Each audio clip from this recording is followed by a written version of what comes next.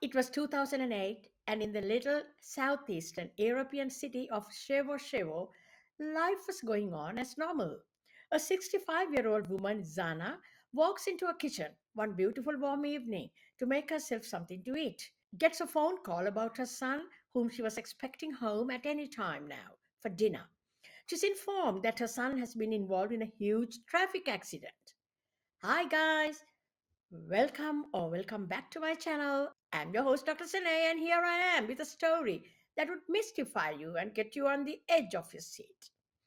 As I said to you before, Zana got this call from a friend that upset her so much that she dropped her food on the kitchen floor and ran off the door, crying and screaming towards the main road. Her neighbor who saw her asked Zana what was going on. She cried out, saying she got a call that her son was injured and that she was running to the hospital to see him. A few minutes later, the same neighbor had a knock on their door, and Zana's son, Zoran, was standing there, not appearing to be hurt at all. And even before the neighbor could say a word, Zoran asked, "Would you know where my mum is?" 65-year-old Zana had simply disappeared. Zoran reported his mum missing. Days went by. There was no sign of Zana, a house cleaner and a nice neighbor too, and all the neighbors were very, very concerned. After 10 days, Zana's body was found near a dumping ground with all her valuables on. So it wasn't a robbery gone wrong.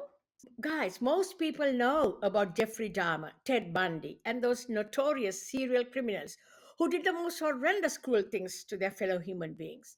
But there are hidden serial offenders no one has heard of who take the lives of people pretending to be very nice, normal, working people and also pretending to be nice neighbors and even our friendly acquaintances.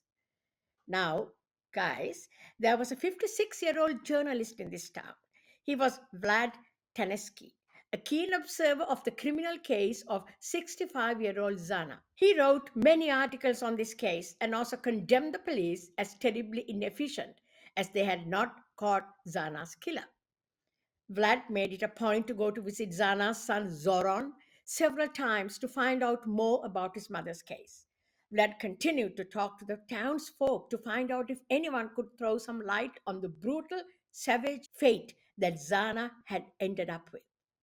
Vlad spent hours talking to everyone about this case and also urging the police to try and solve this crime. The police was actively doing their investigative work and was definitely closing in on the killer. Guys, the police were not stupid. As a result of good police work, the diligent investigators managed to dig up two cold cases where two old women, just like Zana, who were also poor house cleaners, who were found killed in a similar fashion to that of Zana. The three women had looked similar in appearance as well and were almost the same age. More investigation into Vlad's activities led the police to find out how Vlad, the curious, hard-working journalist, had a mother whom he had hated. She had resembled Zana and had also been a hard-working, poor house cleaner. Vlad was so sick in his head that he had attributed his life's failures to his mother. He believed his mediocre career and loneliness was because he had a bad mother. And his mental degradation was so acute that he started looking for women who resembled his mother and brutally and savagely took their lives. This serial killer had hidden his sick, dark secrets and had lived amongst the unsuspecting neighbors, posing off as a journalist who was keen to investigate crimes and help catch the perpetrators. He had been a friendly neighbor as well.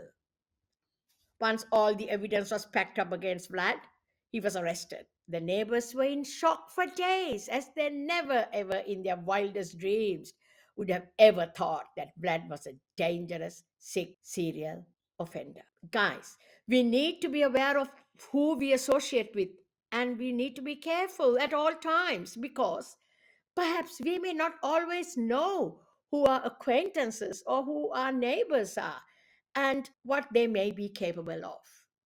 Hope the story triggered some thoughts in you guys. Please share and subscribe if you like the story. See you again soon.